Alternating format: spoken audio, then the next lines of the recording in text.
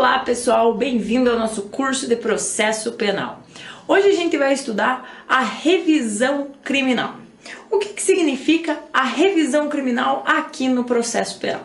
Antes da gente trabalhar o conceito da revisão criminal, a gente precisa voltar um pouquinho e trabalhar sobre aspectos da coisa julgada.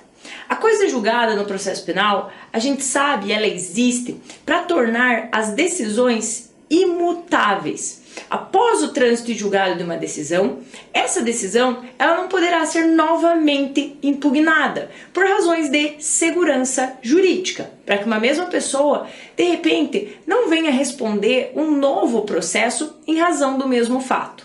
Então, antes de trabalhar com a revisão criminal, a gente tem que ter em mente a questão da coisa julgada, que trata as decisões já transitadas em julgada, torna elas imutáveis por razão de segurança jurídica. Ocorre que, em algumas situações, essa decisão, ainda que transitada em julgado, ela pode ser revista. E essa forma de revisar essa decisão já transitada em julgado é através da revisão criminal. A revisão criminal ela está prevista lá nos artigos 621 e seguintes do Código de Processo Penal. E o que significa revisão criminal? Qual é o conceito de revisão criminal? A revisão criminal ela é uma ação autônoma de impugnação, de competência originária dos tribunais. Ou seja, um juiz singular jamais julgará uma revisão criminal, já que a competência dela é sempre de um tribunal. Ainda, a revisão criminal ela será ajuizada após o trânsito e julgado de uma decisão condenatória ou absolutória imprópria. Ou seja, antes do trânsito e julgado, eu não posso ajuizar a revisão criminal. Aí eu me utilizo dos recursos que a gente já estudou aqui.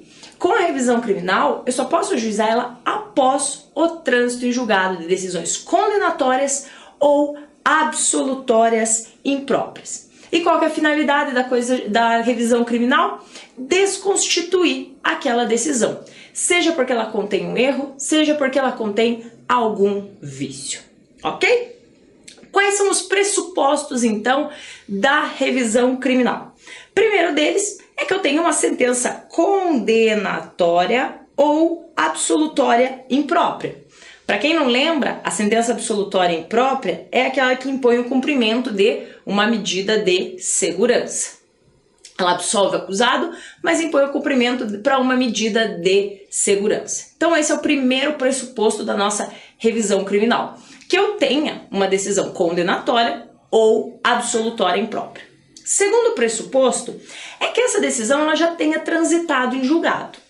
Tanto isso é verdade que o artigo 625, parágrafo 1º do Código de Processo Penal exige que já na inicial da revisão criminal eu junte a certidão de ter transitado em julgado aquela decisão.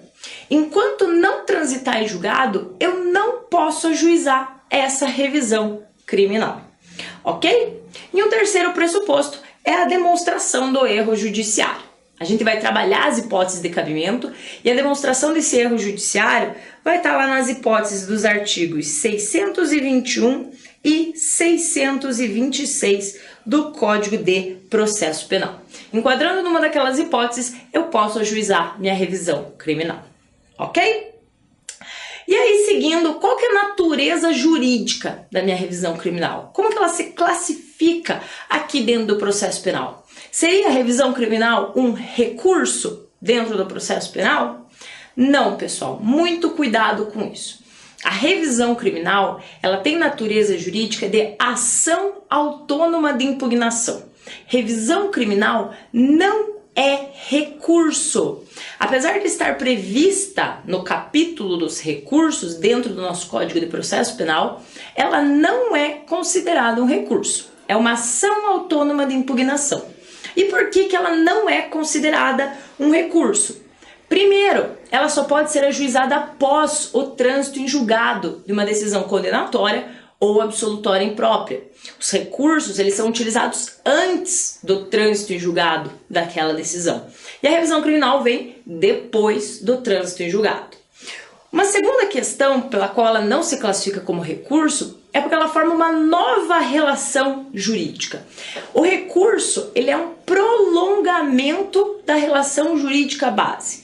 A revisão criminal, ela forma uma nova relação jurídica aqui. É uma nova ação que está sendo instaurada.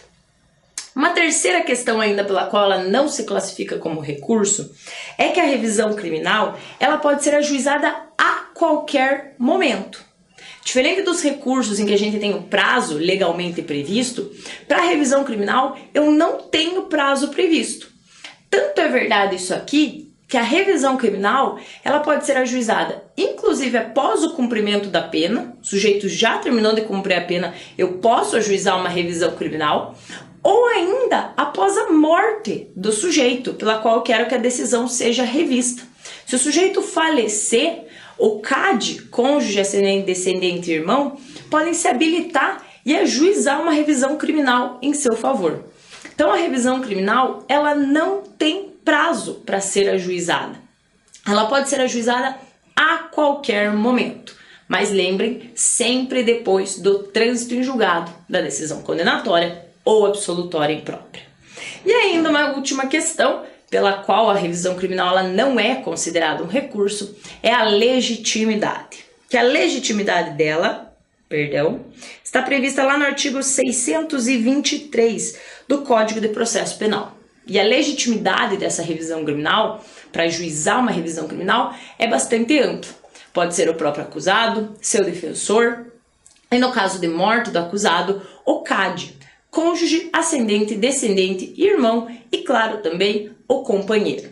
Então, a legitimidade aqui para ajuizamento de uma revisão criminal é bastante ampla, diferente dos recursos. Então, lembre que a natureza jurídica da revisão criminal é de ação autônoma de impugnação. Ela não é considerada um recurso.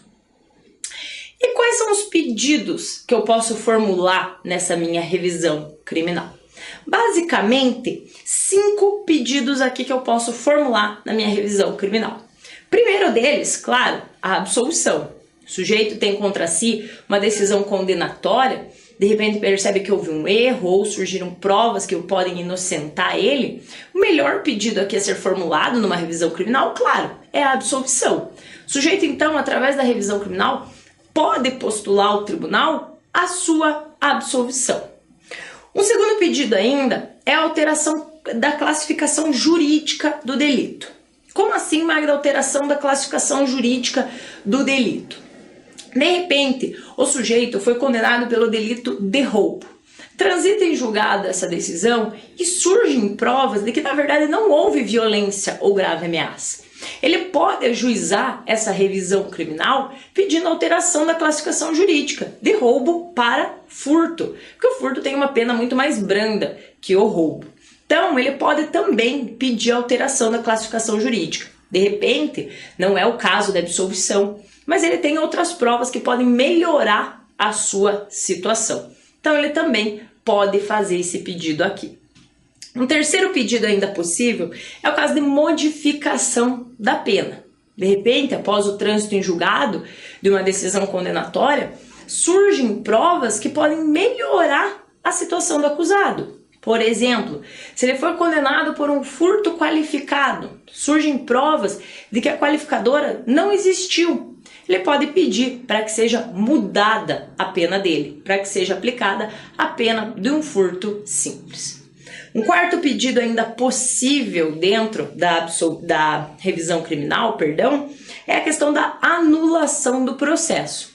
Se após o trânsito em julgado de uma decisão condenatória ou absolutória imprópria, o acusado, a parte, ficar sabendo que ocorreu uma nulidade absoluta, ele pode postular pela anulação do processo. E aí anula-se desde a ocorrência daquela nulidade. E um último pedido ainda previsto para essa revisão criminal é a questão da indenização. Poderia o acusado ainda postular uma indenização em razão do erro judiciário cometido naquela decisão? E o artigo 630 do Código de Processo Penal diz que sim, eu posso sim postular uma indenização na minha revisão criminal. Mas diferente de todos os demais pedidos, a questão da indenização tem que vir de forma expressa na minha revisão criminal. Se eu não mencionar nada acerca de uma indenização, o tribunal não está permitido a conceder essa indenização ao acusado ou aos seus familiares. Então, diferente das outras situações que o tribunal, se eu fizer um pedido, ele pode me conceder outro, no caso da indenização, ele tem que constar de forma expressa na minha revisão criminal. Caso contrário, o tribunal não irá conceder essa indenização, ok? Então, esses são os 5 pedidos possíveis numa revisão criminal. Ainda sobre a revisão criminal, a gente tem que tratar sobre as condições da ação. Como é que eu posso ajuizar essa revisão criminal? O que eu preciso preencher para que essa revisão criminal seja admitida lá no tribunal? Então, começando pela questão da legitimidade. A legitimidade da revisão criminal está prevista no artigo 623 do Código de Processo Penal. E como a gente já trabalhou com elas, eu falei que o próprio acusado é legitimado para postular, para ajuizar uma revisão criminal, seu defensor e, no caso de morte do acusado, entra como legitimados o CAD, cônjuge, ascendente, descendente e irmão. Então, a legitimidade aqui na revisão criminal, ela é bastante ampla. Vejam, é o acusado, defensor e o CAD, cônjuge, ascendente, descendente e irmão. As questões que entram aqui é: o companheiro é parte legítima para ajuizar uma revisão criminal? O artigo 623 só fala em cônjuge. Posso incluir o companheiro? Claro que posso. Hoje o companheiro já é equiparado a cônjuge para todos os fins, então aqui não seria diferente. O companheiro, ele também se apresenta como uma parte legítima para ajuizar a revisão criminal. Outra questão que aparece aqui é: Ministério Público é legitimado a ajuizar a revisão criminal? Magda, você até agora está falando que só cabe revisão criminal de decisões condenatórias e absolutórias impróprias. Por que o MP vai querer ajuizar a revisão criminal? O MP, ele é parte legítima sim para ajuizar a revisão criminal em favor do acusado. De repente, na cidade ainda não tem defensoria pública, o acusado pode acabar recorrendo ao Ministério Público e ele se apresenta como parte legítima para ajuizar uma revisão criminal em favor do acusado. Então, ainda que não previsto de forma expressa no artigo 623, o MP ele pode sim ser parte legítima para ajuizar uma revisão criminal em favor do acusado, ok? Ainda seguindo, em relação ao interesse de agir a coisa julgada. Falei para vocês lá que é um dos pressupostos da revisão criminal que eu já tenha tido trânsito em julgado daquela decisão. Então, para que eu possa ajuizar uma revisão criminal, eu preciso que uma decisão condenatória ou absolutória imprópria já tenha transitado em julgado. Enquanto não transitar em julgado, não cabe revisão criminal. E lembrem que o artigo 625, parágrafo 1º, exige que eu junte a certidão de ter transitado em julgado aquela decisão. Então, como interesse de agir, eu tenho a coisa julgada. Eu preciso que aquela decisão tenha transitado em julgado. Uma questão interessante que entra aqui é a seguinte pergunta: eu preciso ter esgotado todos os recursos à minha disposição antes de ajuizar a revisão criminal? Ou basta que eu tenha uma decisão condenatória ou absolutória imprópria transitada em julgado? Há necessidade de esgotamento das instâncias para o ajuizamento de uma revisão criminal? E a resposta é não. Eu não preciso ter esgotado todos os recursos à minha disposição para que eu possa me valer da revisão criminal. Se não assim, estaria exigindo que as partes fossem até o STF, STJ, recurso extraordinário especial, para aí somente poder se utilizar da revisão criminal. Não há essa necessidade. Basta que eu tenha uma decisão condenatória ou absolutória imprópria transitada em julgado para que eu possa me valer da revisão criminal. Ok, pessoal? Ainda em questão de condições da ação, relação à possibilidade jurídica do pedido. Em relação à possibilidade jurídica do pedido na revisão criminal, novamente, e eu sei que fica repetitivo isso aqui, é que eu preciso de uma sentença condenatória transitada em julgado, ou de uma sentença absolutória imprópria transitada em julgado. Eu preciso que seja uma sentença condenatória ou absolutória imprópria para que eu possa ajuizar essa revisão criminal. Uma questão que aparece nesse ponto é: posso ajuizar uma revisão criminal pro societá, ou seja, contra o acusado? Regra geral, não. Já que eu estou exigindo uma sentença condenatória ou absolutória imprópria, é que a regra que a revisão criminal ela seja em favor do acusado. Não posso rescindir uma sentença absolutória própria, por exemplo. Mas falei para vocês, regra geral. Há uma exceção aqui em que será possível o ajuizamento de uma revisão criminal pro societá. Quando o acusado ele se valer da própria torpeza para escapar da aplicação da lei penal. Por exemplo, se o sujeito ele juntar uma certidão de óbito falsa no processo e ver extinta sua punibilidade. Se após o trânsito e julgado dessa decisão se constatar, se descobrir que a certidão de óbito era falsa, o Ministério Público ele está autorizado a ajuizar uma revisão criminal visando desconstituir aquela decisão, já que o próprio STF, inclusive, reconhece essa decisão como inexistente, já que a certidão de óbito era falsa e a gente não pode permitir que o acusado se valha da própria torpeza para se imiscuir da aplicação da lei penal. Então, nesse caso, quando o acusado se vale da própria torpeza para se afastar da aplicação da lei penal, é permitido sim, inclusive em sede já de tribunais superiores decidiram isso, que é possível o ajuizamento de uma revisão criminal pro societá, ou seja, contra o acusado. Mas, regra geral, a revisão criminal ela serve para beneficiar o acusado. Mas se por acaso ele se valer da própria torpeza para se afastar da aplicação da lei penal, seria possível o ajuizamento dessa revisão criminal. Tudo bem? Essa é a decisão do STF, inclusive no HC 84525 de Minas Gerais. Dentro ainda dessa questão de exigir que eu tenha uma sentença condenatória ou absolutória imprópria transitada em julgado, surgem outras questões.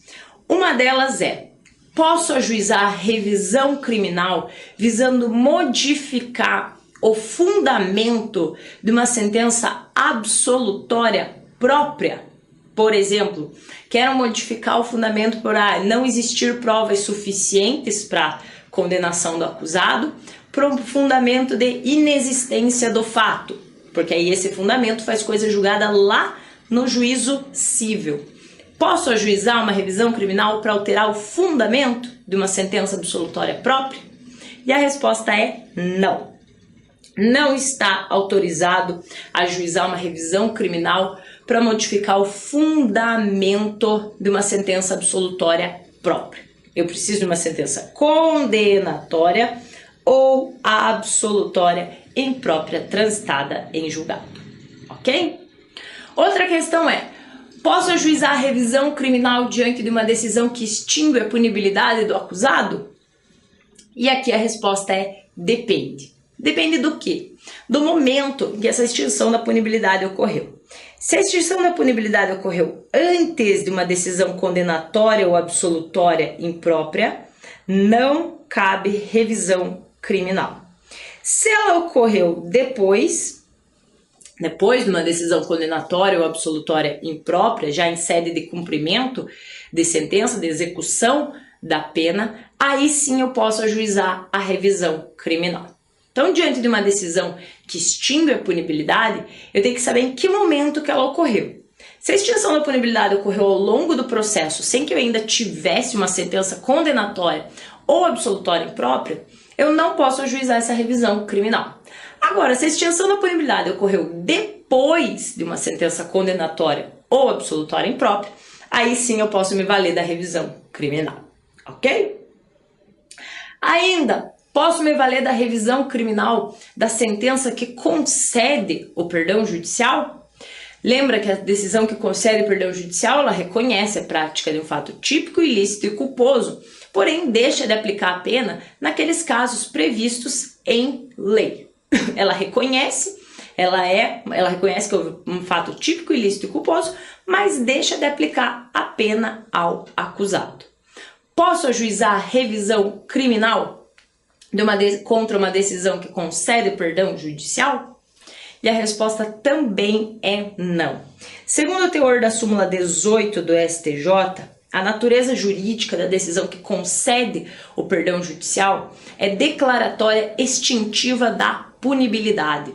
Ela não tem caráter condenatório ou absolutório impróprio. Por esse motivo, não cabe revisão criminal da decisão que concede o perdão judicial. Ok? Ainda, cabe revisão criminal das decisões proferidas por juizado especial criminal? E quem aqui seria o competente para julgar essa revisão criminal? Cabe ou não cabe? E aí, nesse caso aqui, cabe sim revisão criminal das decisões proferidas pelo juizado especial criminal. Porém, o competente para julgar essa revisão criminal vai ser a turma recursal. Não vai para o TJ, não vai para o TRF. Quem julga essa revisão criminal contra decisões do juizado especial criminal é a turma recursal. Mas nada impede que eu me valha da revisão criminal em sede de juizado especial criminal. Ok? Próxima questão. Posso me valer da revisão criminal contra a decisão que declara o impeachment? Agora que está na moda, já tivemos um em 92 e outro ano passado. Poderiam os ex-presidentes se valerem da revisão criminal para cassar, para rescindir essa decisão que declarou o impeachment? Aqui a resposta também é negativa. E por quê? Porque a decisão que declara impeachment aqui é uma decisão política. Ela não tem cunho condenatório ou absolutório impróprio. Por ser uma decisão política, de cunho político, não cabe revisão criminal contra a decisão que declara o impeachment. Ok? Sempre que é bom lembrar, analisar se a decisão é condenatória ou absolutória imprópria. Isso aqui já mata bastante questões que aparecem nesse estilo aqui. É só ver a natureza da decisão. Condenatória, absolutória, imprópria? Pode. As demais estão excluídas desse rol de revisão criminal. Uma outra questão que aparece aqui, ainda dentro dessa possibilidade jurídica do pedido, é acerca da revisão criminal contra as decisões proferidas pelo tribunal do júri. É possível revisão criminal contra as decisões tomadas pelo tribunal do júri? Isso aqui foi objeto de muita discussão por anos, hoje já se encontra pacificado. Por muito tempo, falava que não era possível ajuizar revisão criminal contra as decisões proferidas pelo tribunal do júri, uma vez que violaria a soberania dos vereditos, que é o voto dos jurados. E como estava previsto na Constituição Federal, a gente não poderia violar a soberania dos vereditos. Ocorre que esse tema agora já encontra-se pacificado, inclusive foi objeto no informativo 728 do STF, em que o STF disse que a soberania dos vereditos ela não pode se impor sobre a liberdade individual do acusado. Aqui a gente tem dois direitos entrando em colisão, mas ao pesar eles, a liberdade individual do acusado acaba prevalecendo. A soberania dos vereditos ela não poderia ser inviolável, imutável e intocável e absoluta. Por esse motivo, o STF considerou que é possível sim ajuizar a revisão criminal contra as decisões proferidas pelo tribunal do júri. Isso foi objeto lá no informativo 728 do STF. Então hoje a gente pode falar com tranquilidade que é sim possível ajuizar a revisão criminal contra as decisões proferidas pelo tribunal do júri. Mas aí a gente entra numa outra questão aqui. Tudo bem, é possível que eu ajuize revisão criminal contra as decisões proferidas pelo tribunal do júri. Mas aí, estaria o tribunal, TJ, TRF, STJ, STF, autorizado a ele mesmo a mudar a pena imposta, ou o acusado teria que ser submetido a um novo julgamento? E aí? Esse tema aqui, ele ainda também é bastante discutido, mas hoje majoritariamente prevalece que não há necessidade de um novo julgamento. O próprio tribunal já está autorizado a anular o julgamento anterior proferido pelos jurados e já dá uma nova decisão a esse caso, sem submeter o acusado a um novo julgamento. É só a gente pensar na hipótese do acusado de repente já ter cumprido toda a pena e aí sim ajuizar uma revisão criminal. Por que eu vou submeter ele a um novo julgamento se ele já cumpriu toda a pena? Então o próprio tribunal já pode modificar desde já. Não há necessidade de marcar um novo julgamento para o acusado, ok? E aí a gente vem para a parte que mais interessa. Quais são as hipóteses de cabimento dessa revisão criminal? A revisão criminal tem as suas hipóteses de cabimento lá no artigo 621 e 626 do Código de Processo Penal. Bora estudar cada uma delas? Então vamos lá. Primeira delas, prevista no artigo 621, inciso 1, diz que será cabível revisão criminal contra decisões condenatórias ou absolutórias impróprias já transitadas em julgado, quando essa decisão for contrária ao texto expresso da lei penal. Quando a decisão ela for contra ao que dispõe a lei, eu posso ajuizar a revisão criminal para que essa situação ela seja modificada, claro, para beneficiar o acusado. Cuidado com essa hipótese aqui, que ele fala somente em lei penal. Porém, doutrina e jurisprudência já ampliaram isso aqui para contrariedade ao texto expresso da lei penal, da lei processual penal e até da Constituição Federal. Claro, se a decisão violar a Constituição Federal, com muito mais razão, eu posso rescindir essa decisão. Então, quando a decisão ela for contrária ao que dispõe a lei, por exemplo, a decisão se baseia em provas ilícitas para condenar o acusado, ela pode ser rescindida com base no 621, inciso 1. Vejam que a própria Constituição e o Código de Processo Penal vedam o uso de provas ilícitas. Então, se o acusado ele for condenado com base em provas ilícitas, ele pode se valer da revisão criminal com base no inciso 1, já que violou o texto do Código de Processo Penal e o texto da Constituição Federal, ok? Ainda dentro dessa hipótese aqui, a gente tem que trabalhar com a contrariedade, com o erro de subsunção do fato à norma. Por exemplo, eu que não sou funcionária pública, não poderia ser condenada pelo crime de peculato, se eu praticasse sozinha. Não posso ser condenada pelo crime de peculato. Se eu vier a ser condenada pelo crime de peculato, eu posso ajuizar uma revisão criminal alegando que essa decisão ela houve erro de subsunção do fato à norma, que na verdade não deveria ser peculato, mas deveria ser então furto, já que eu não detenho a condição de funcionária pública. Então, nesse inciso 1 ainda, a gente pode enquadrar a hipótese de a norma ser contrária ao que está na lei. Erro de subsunção do fato à norma, ok? Uma segunda hipótese de cabimento ainda da revisão criminal, também prevista no inciso 1 do artigo 621, é quando a decisão condenatória ou absolutória imprópria, já transitada em julgado, for contrária à evidência dos autos. E o que quer dizer essa evidência aqui? Não é a música do Chitãozinho e Chororó que a gente está trabalhando aqui não, pessoal. O que é a contrária à evidência dos autos?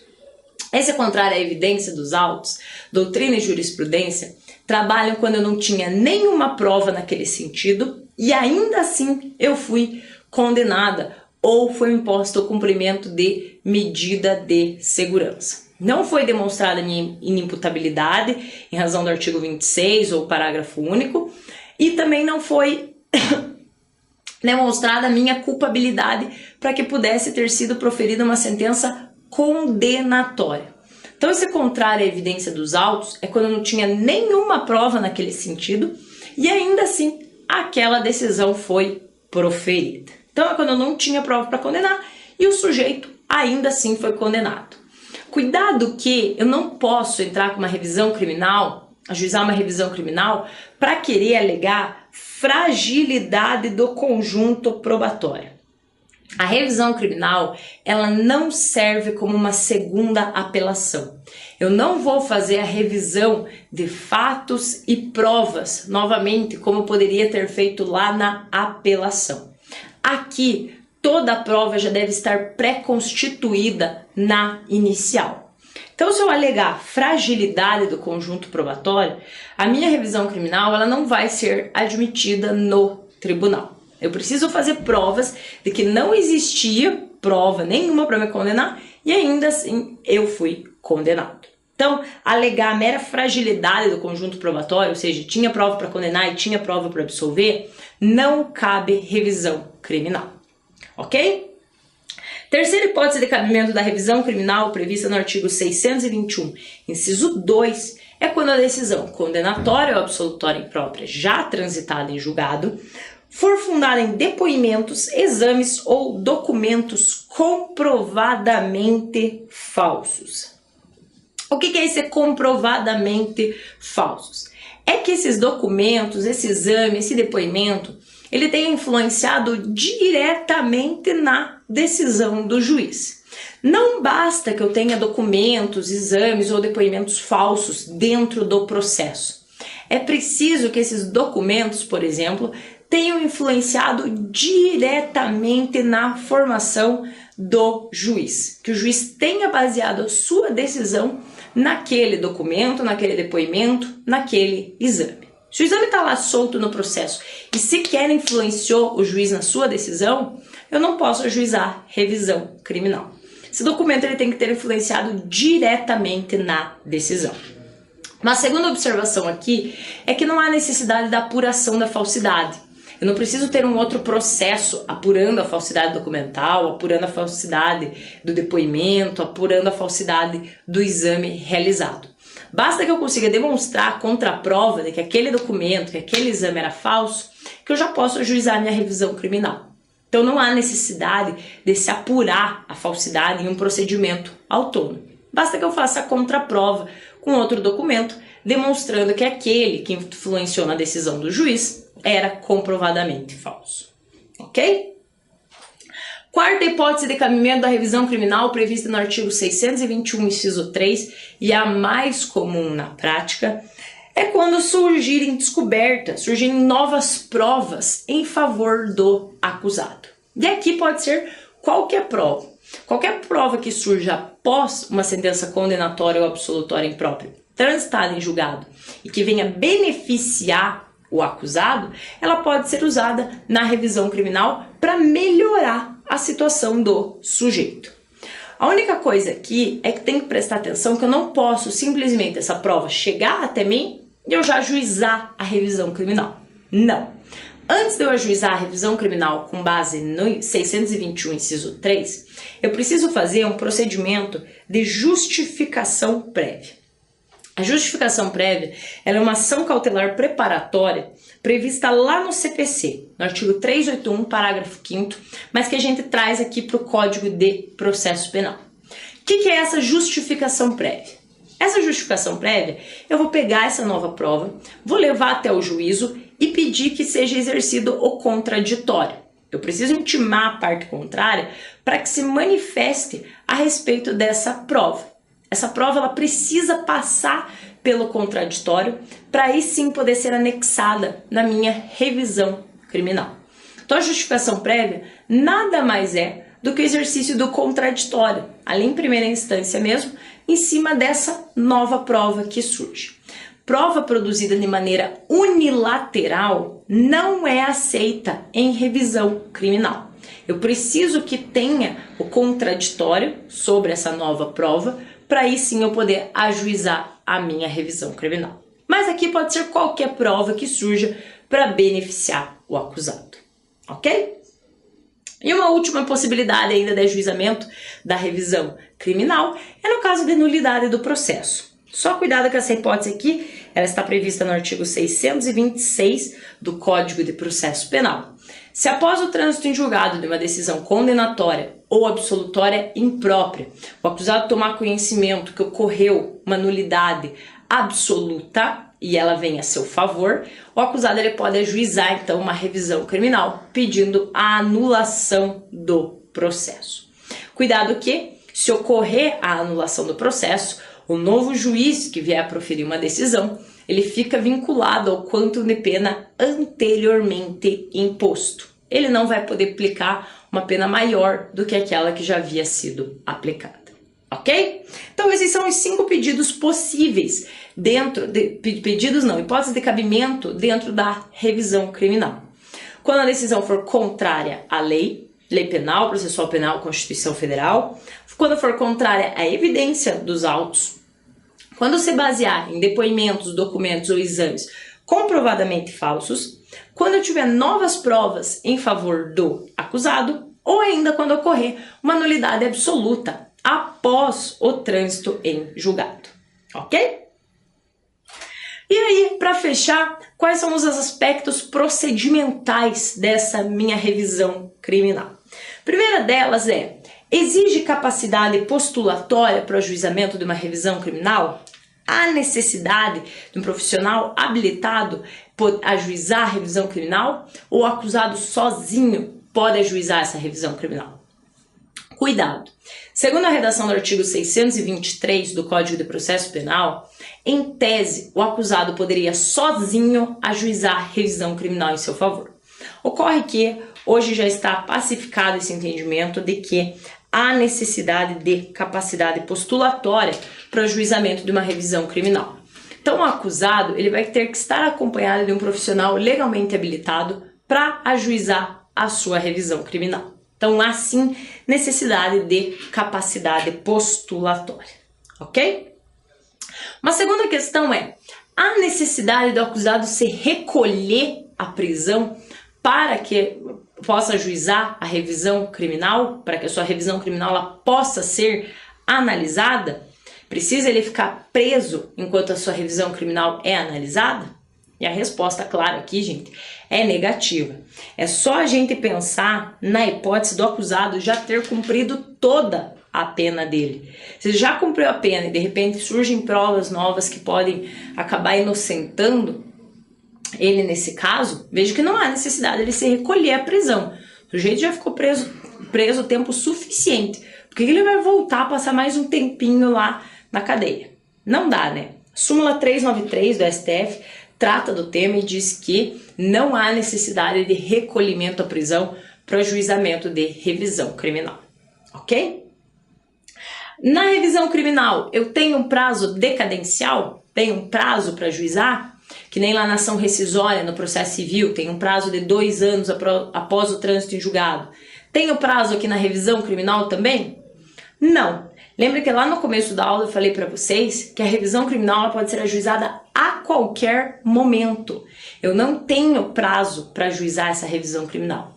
Pode ser inclusive após a extinção da pena, o sujeito já terminou de cumprir, já extinguiu a pena dele, pode ajuizar a revisão criminal, e pode ser inclusive após a morte do acusado. Ele bateu as botas, o CAD pode ajuizar a revisão criminal em seu favor. Então, eu não tenho um prazo decadencial para ajuizar a revisão criminal. Ela pode ser ajuizada a qualquer momento.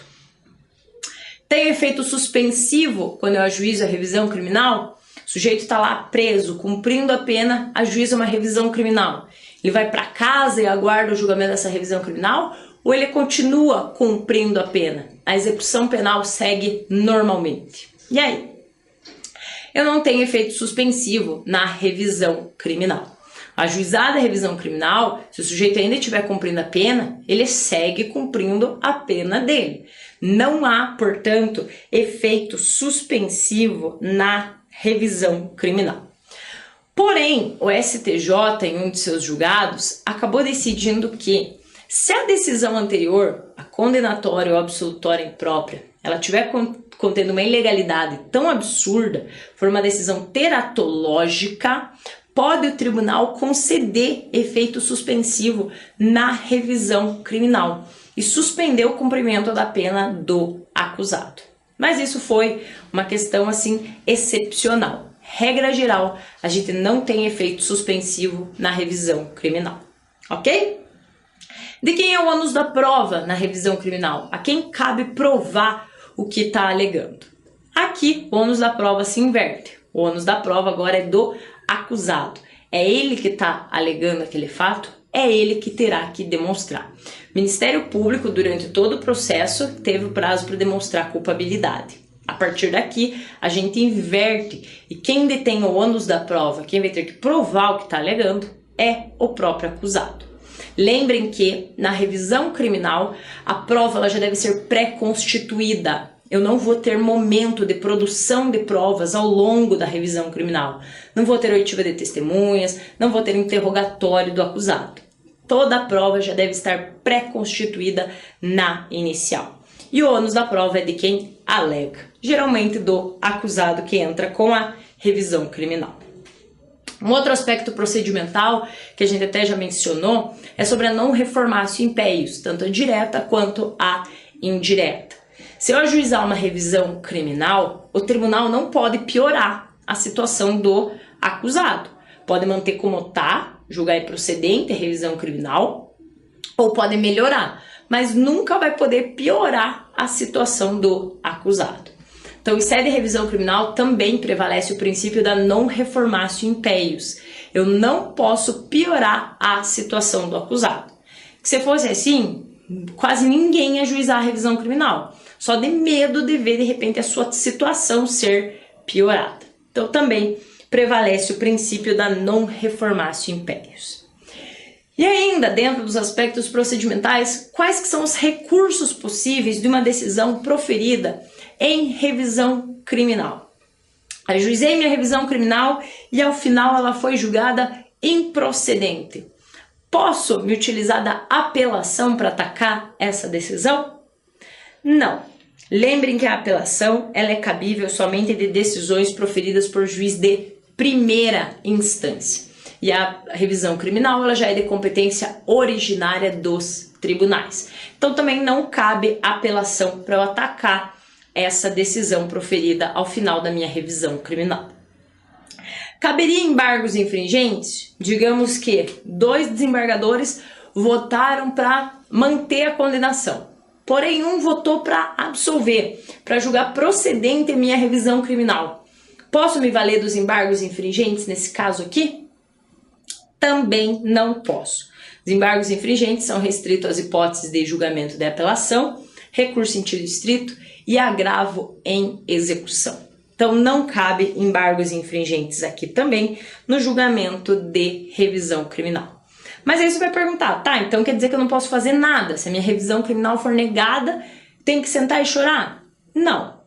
Você pode se valer dos recursos especial e o recurso extraordinário. Recurso especial e recurso extraordinário são admitidos para atacar a decisão proferida na revisão criminal. Então não cabe apelação, não cabe embargos infringentes, mas cabe recurso especial e recurso extraordinário.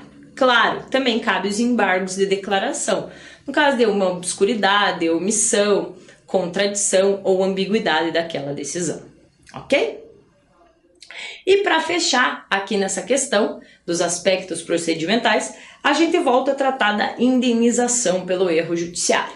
Lembrem que lá no começo, nos pedidos, quando a gente mencionou os pedidos, eu falei para vocês que é possível que o acusado ele peça uma indenização em dinheiro em razão do erro cometido naquela decisão. Lembrem que essa indenização aqui, o pedido, ele deve constar de forma expressa na revisão criminal. Se o acusado não mencionar nada sobre isso, o tribunal não vai poder conceder essa indenização, ok? Porém, ainda a gente tem um caso dentro da indenização em que não será devida a indenização para o acusado. O artigo 630, parágrafo 2º, ele traz uma hipótese em que não será devida a indenização para o acusado, que é quando o acusado, ao longo do processo, ele omitiu provas de maneira voluntária, ele buscou, ele deu causa à sua própria condenação. Ao omitir provas, ao de repente confessar de forma deliberada a prática do delito, ele acabou dando causa à sua própria condenação. Então, quando o acusado ele colabora para a sua própria condenação, não será devida a indenização, segundo o artigo 630, parágrafo 2º do Código de Processo Penal. Ok? Cuidado que esse parágrafo 2º tem 2 incisos, e o inciso 2 ele está tacitamente revogado. Já não é mais aplicado, então só se aplica a não dever indenização no caso do inciso 1. Ok? E para fechar, uma última questão é: se eu ajuizar uma revisão criminal e essa for indeferida, julgada improcedente pelo tribunal, posso ajuizar uma nova revisão criminal? E a resposta está lá no artigo 622, parágrafo único do Código de Processo Penal. A resposta é: pode sim ajuizar uma nova revisão criminal. Porém, para ajuizar essa nova revisão criminal, você precisa de novas provas. Caso contrário, essa nova revisão criminal, ela já será indeferida liminarmente. Então, nada impede que o acusado ele se valha de quantas revisões criminais forem necessárias, desde que a cada nova revisão criminal ele junte novas provas.